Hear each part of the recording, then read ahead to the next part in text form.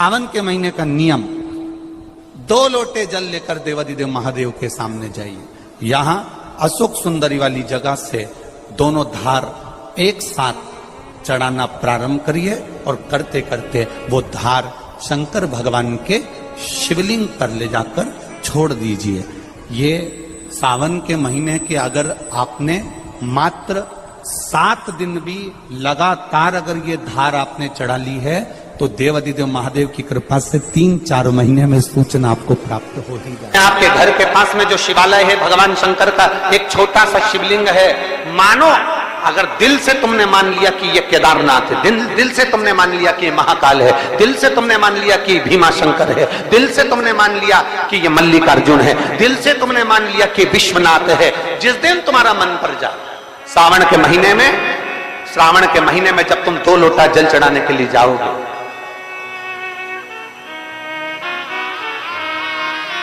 श्रावण के महीने में जब तुम 2 लोटा जल चढ़ाने के लिए जाओगे और 2 लोटा जल तब तुम अपने हाथ में लेकर चढ़ाओगे, जिस दिन तुम्हारा चित्त में मन में आ जाए कि आज मैं विश्वनाथ नहीं गई हूं, मैं सावन के महीने में मैंने विश्वनाथ का दर्शन नहीं करा है, सावन के महीने में मैं काशी नहीं गई, सावन के महीने में मैं गंगा के घाट पर नहीं गई, जिस दिन सावन के महीने में तुम्हारे मन में आ जाए 2 लोटा जल लिया, शंकर जी को चढ़ाते हुए अपने मन में विचार कर लिया कि मेरे विश्वनाथ, मैं तुम्हारे दरवाजे तो नहीं आ सकी, पर मेरे जल में अगर बल होगा तो इस जल को आप वहां से यहां आकर स्वीकार कर लोगे। वो विश्वनाथ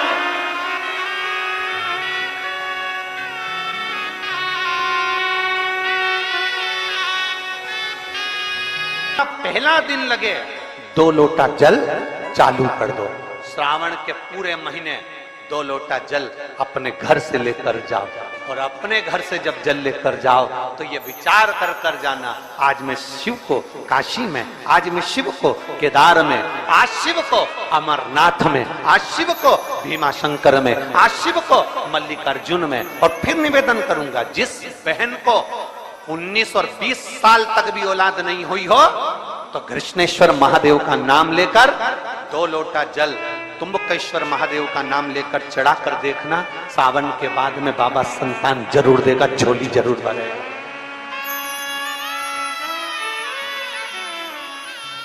कहीं नहीं जाना, अपने नजदीक में, अपने घर के पास में, अपने मोहल्ले में, अपनी गली में, अपने चौराहे पर, अपने घर के पास में जो शिवालय हो, जो शंकर का मंदिर हो, वहां जाओ, 2 लोटा जल समर्पित करो। और फिर निवेदन करूंगा, जल से ज्यादा जरूरी है मेरे भोलेनाथ जी के मंदिर की सफाई करना। अब कीचड़ चालू हो जाएगा, पानी चालू हो जाएगा, सावन का महीना चालू हो जाएगा, अपने साथ एक कपड़ा लेकर जाओ, बाबा के मंदिर को पूरा साफ कर कर, बाबा के शिवलिंग का स्नान कर कर, बेलपत्र निर्माल्य जितना पड़ा है उसको उठाकर कहीं विसर्जन के लिए, किसी नदी तालाब बावड़ी में नहीं, किसी कुएं में नहीं, निर्माल्य तालाब में, नदियों में, बावड़ी में डालने के बाद वो निर्माल्य सड़ता रहता है, नदी नाले का पानी सूखता रहता है, उसमें कीचड़ इकट्ठा हो जाता है। उस निर्माल्य को इकट्ठा करो, गाड़ी में भरो, किसी एक खड्डा खोदकर वहां दबाकर उसकी खाद तैयार करो और बाद में बेलपत्री के वृक्ष के नीचे उसको डालते रहो। पर ध्यान रखना कि निर्माल्य हमें नदी तालाब बावड़ी कुएं में नहीं डालना है, महादेव से कहना नहीं आता। तब हम क्या करें? तो शिव महापुराण की कथा बड़ा सुंदर बात कहती है कि जीवन में कितनी भी तकलीफ हो, कितना भी कष्ट हो, कितना भी दुख हो, जब हम एक बेलपत्र लेकर भगवान शिव को समर्पित करने के लिए जाते हैं और दिल से, हृदय से, भाव से जब एक बेलपत्र समर्पित करते हैं और 1 लोटा जल अशोक सुंदरी पर चढ़ाने के बाद हम देवादिदेव महादेव को जब समर्पित करते हैं तो ये निश्चित है हमारे दुख, हमारी तकलीफ, हमारे कष्ट को मेरा शंभू काटता जरूर है, ये निश्चित था। बोल बम का नारा है, जरा जम के, बोल बम का नारा है, सारी समस्या का हल।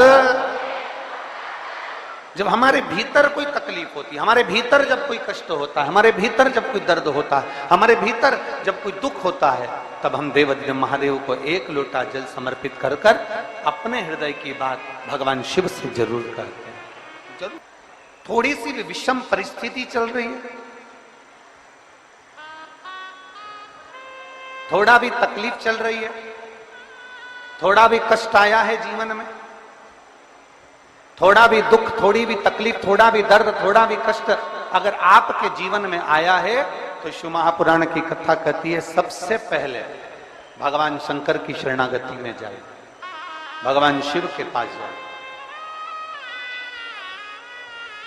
सबसे पहले भगवान शिव के पास पहुंचे और भगवान शंकर के पास जाकर अपने हृदय से, अपने दिल से, अपने मन से, अपने भाव से भगवान शिव को अपने मन की बात देवादिदेव महादेव को कहना प्रारंभ।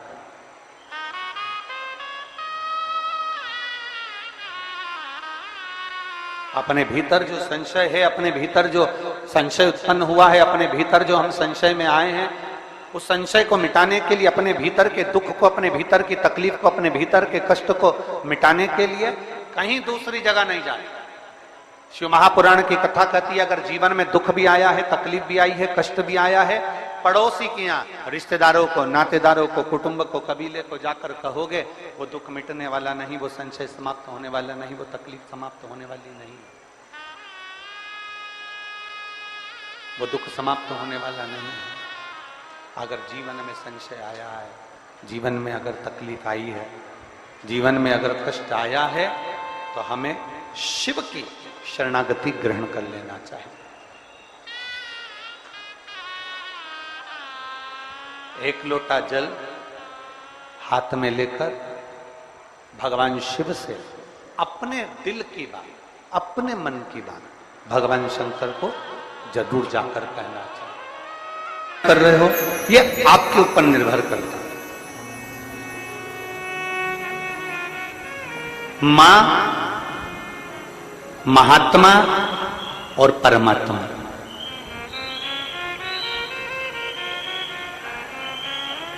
एक मां, दूसरे नंबर पर महात्मा और तीसरे नंबर पर जम के बोलो जरा, अच्छे जम के बोलो, परमात्मा।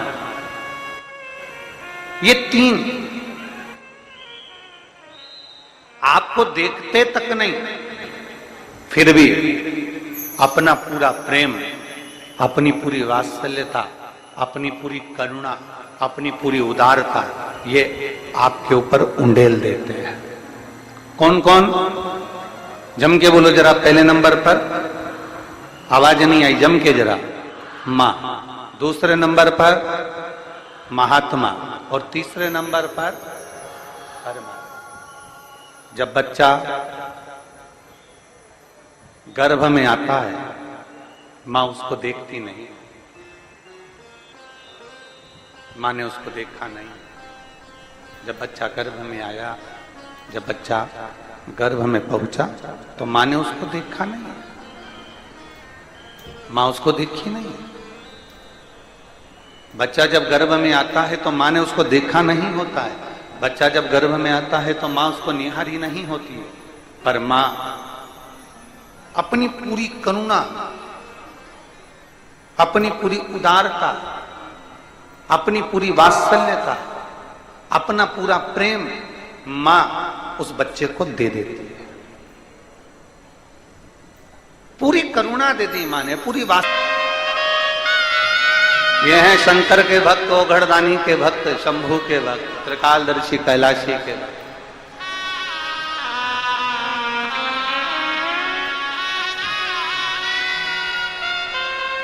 अपने नेत्रों से दर्शन करते रहते हैं, भगवान ब्रह्मा अपने नेत्रों से दर्शन करते रहते हैं, पर शंकर जी के नेत्र बंद रहते हैं, शिव जी के नेत्र बंद रहते हैं। शंकर भगवान समाधि में डूबे रहते हैं, शंकर भगवान समाधि में लीन रहते हैं। तो कई लोग, कई जिनके मुख में जो आता है, जिनके विचारों में जो आता है, वो कह देते हैं कि शंकर जी की आराधना नहीं करना चाहिए क्योंकि शंकर तो समाधि में डूबे रहते हैं, वो तो देखते ही नहीं है। पर उनको समझाना यह है कि नानू मां का चरित्र कह रहा है कि नानू मां के पिता मछली पकड़ने का जाल बनाते हैं और ध्यान नानू मां पर रहता है। एक पनिहारन पानी को लेकर जाती है, सिर पर हंडे पर हंडा, मटके पर मटका, मटके पर मटका, मटके पर मटका रखती है, चलती जाती है, पड़ोसन से बात करती है, पर ध्यान मटके पर रहता है। एक माँ अपने बच्चे को लेकर बाजार में जाती है, सामान कितना भी खरीदे पर बच्चे पर ध्यान रहता है। एक पिता अपने काम में ध्यान देता रहता है, उसी तरह मेरा ओगढ़धानी भले नेत्र बंद कर कर समाधि में डूबा हुआ हो,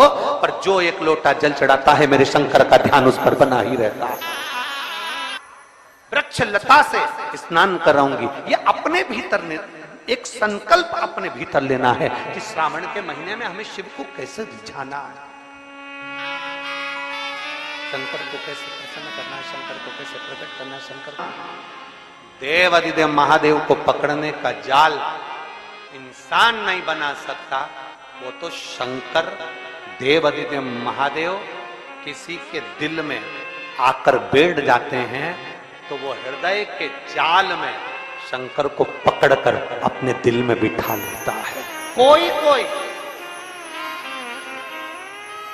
लिंग के सम्मुख में सत्य बोला है, घर में जब शुभ आयोजन होगा, घर में जब शुभ शकुन होगा, घर में जब शुभ कार्य किया जाएगा, घर में जब वंश की वृद्धि हो रही होगी, घर में कोई नया मेहमान आ रहा होगा, घर में कोई आतिथ्य हो रहा होगा, कोई नया मुहूर्त हो रहा होगा, तब हे नारायण आप सत्य बोले हो, इसलिए आपकी पवित्र पूजन प्रत्येक घर में पूर्णिमा, अमावस्या, एकादशी, द्वादशी, संक्रांति आदि कादिक दिन आपके इस स्वरूप की पूजन पूरा ब्रह्मांड करेगा और आपको लोग सत्यनारायण भगवान के नाम से पुकारेंगे।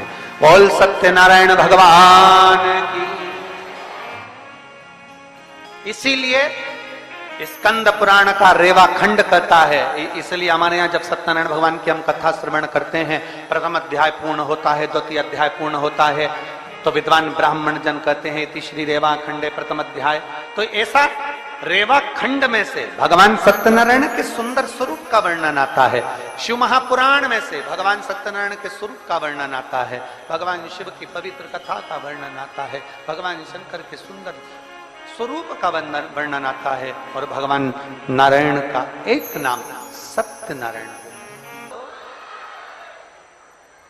महीने, 2 महीने, 3 महीने, 6 महीने, 4 महीने, 8 महीने, 10 महीने, 12 महीने में एक नियम बना लो कि हमारे घर में हम सत्यनारायण भगवान की कथा किसी ब्राह्मण जन को बुलाकर करवाकर यज्ञ ग्यारी करवाकर अपने जीवन को सार्थक बनाएंगे, क्योंकि सत्यनारायण की कथा भी शिव की कृपा के आनंद में होती है।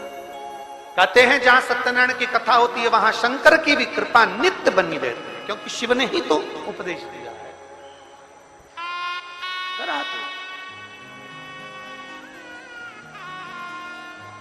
हमारे यहाँ तो माताएं बड़ा सुंदर सुंदर भजन भी गाती हैं, सत्यनारायण पर चढ़ेगा पर शिव पर कभी नहीं चढ़ेगा, कभी नहीं। गौ माता तो झूठ बोलिए मेरे सामने, तेरा पूरा शरीर पुजाएगा। कन्यादान, वस्त्रदान, मुद्रादान, स्वर्णदान, अन्नदान, सारे दान आगे से होंगे, पर गौदान पीछे से होगा, गाय की पूंछ पकड़कर किया जाएगा, क्योंकि तू झूठ बोल गई मेरे सामने। सारे देवताओं की परिक्रमा आगे से, पर गौ माता की परिक्रमा पीछे से होगी। गाय की परिक्रमा आगे से नहीं होती, पीछे से चालू होकर पीछे विराम होता।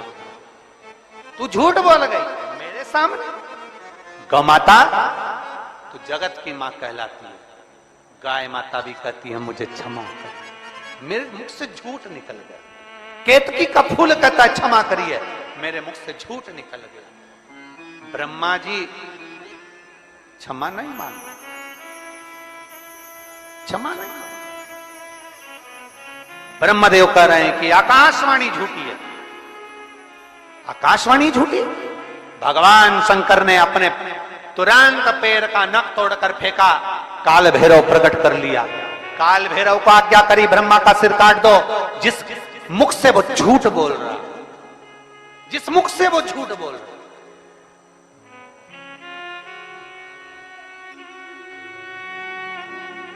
ब्रह्मा जी के सम्मुख में काल भैरव प्रकट हो गए।